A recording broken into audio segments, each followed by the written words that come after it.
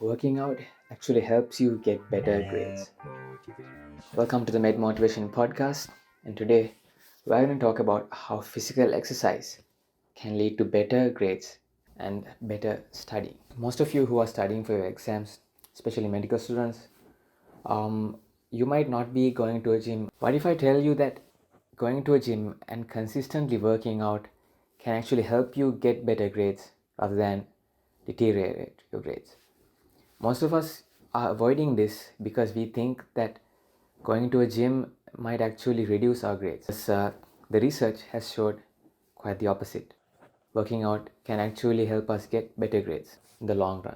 Let me tell you a bit about the actual research findings and how we can apply these into our life. So in a research about cognitive benefits of exercise, these researchers they actually did functional MRIs of the brains of people who were working out and who were not, and they found that there was an increased activity in the temporal lobe, and they found that physical exercise induced changes in the left parietal lobe during cognitive processing. And they also found that physical exercise induced more widespread changes in the right hemisphere in a subgroup analysis younger than 35 years. And you know that neuroplasticity is an important factor for our brain development and for our memory.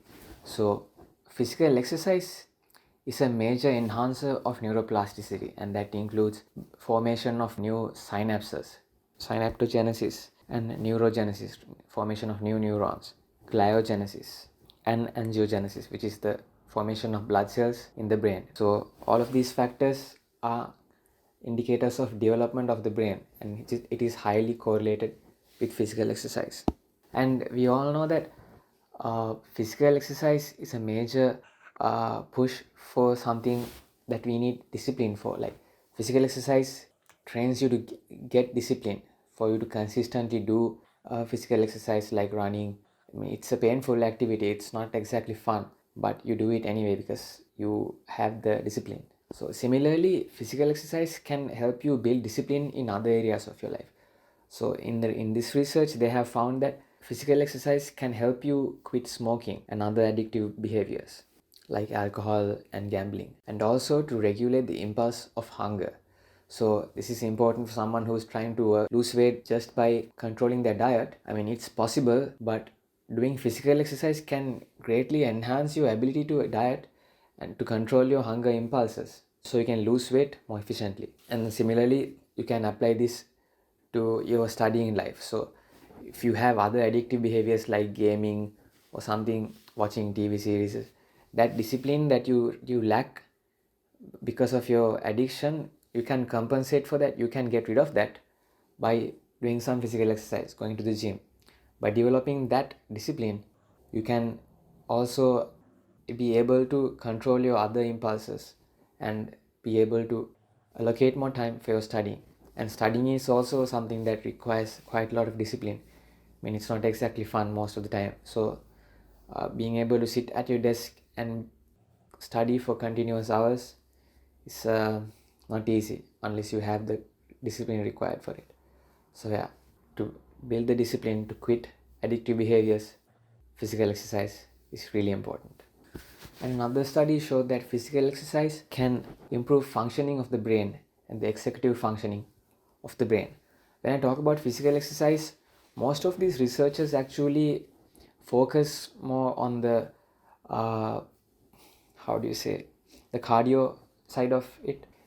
Most of these researchers are talking about the cardio aspect of physical exercise, strenuous activity that stimulates the heartbeat.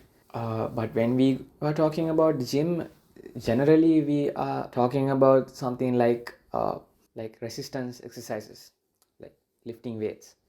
So these two are quite different forms of physical exercise, and in my opinion, more research has to be carried out in that area as well, because most of the researches that I found in my literature review to make this video were talking about the cardio aspect of it. There are also researchers that say physical exercise can actually increase the amount of gray matter in our brain.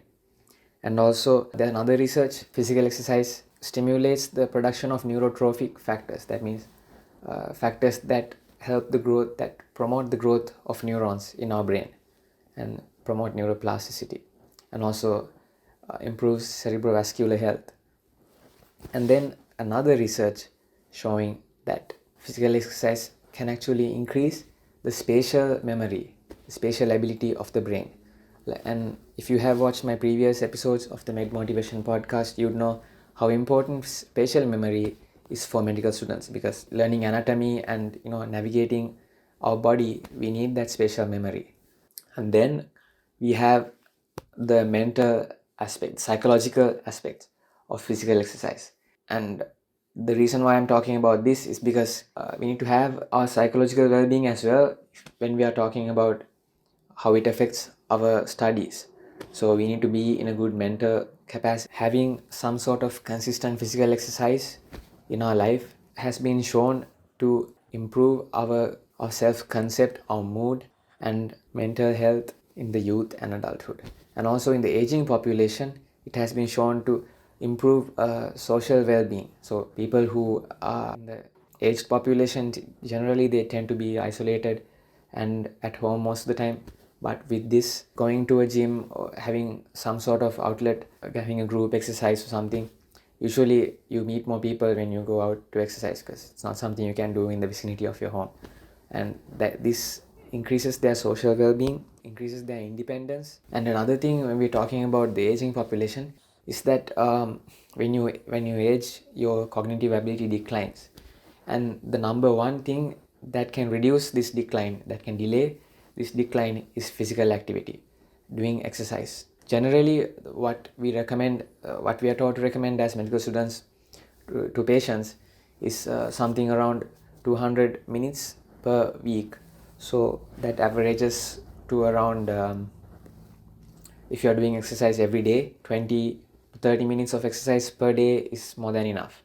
So, and that is only if you are doing it every day. So let's say you are working out for 4 days of the week, so that will be around 50 minutes per day.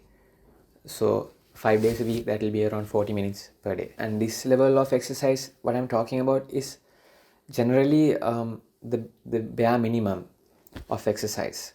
And when I'm talking about exercise within these minutes, within that 20 or 30 minutes that you're exercising, your heart rate needs to be well above 100.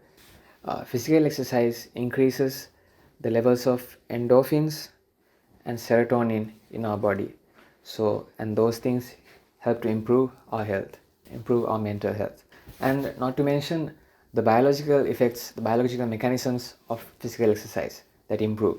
So, like things like cerebral blood flow, delivery of oxygen to the brain. So these things are important to our intellectual abilities for us to study. And when you're writing in the exam, there's a lot of blood flow into our head when we are doing cognitive work, when you're solving equations and things like that. So, and that also shows another aspect of how physical exercise can improve our grades and our studying. And this famous writer in Stoicism has said once that we treat our body rigorously so that it will not be disobedient to the mind. And that is said by Seneca, a Stoic writer. And even in my life, I have noticed that although it takes quite a bit of time away from my studying, I'm somehow able to do more from the time that I have left and use that time more efficiently when I'm consistently working out and having that discipline. I'm somehow able to achieve more with the time that I have left, although I waste more time that I could have been studying to work out. But still, it somehow has a positive effect to my grades, because in third year I was not exactly working out as much, but my grades were not as good. But in fourth year I started working out more consistently, and somehow I thought I was losing time and losing grades, but actually the opposite happened. And even I was surprised, because I thought I studied less. I put less time for my studying if I just calculate the time of study, but what I felt was that the time that I actually did study was more efficient, and also what I was studying was going into my brain more efficiently than when I was not working out back in third year. Let me know if you had similar experiences. Do you think working out is more beneficial for your studies? Do you think it helps you get better grades, or the opposite? Or do you think it's a waste of time? So let me know down in the comments. And thanks for tuning in to the Med Motivation Podcast. I'll see you in another one.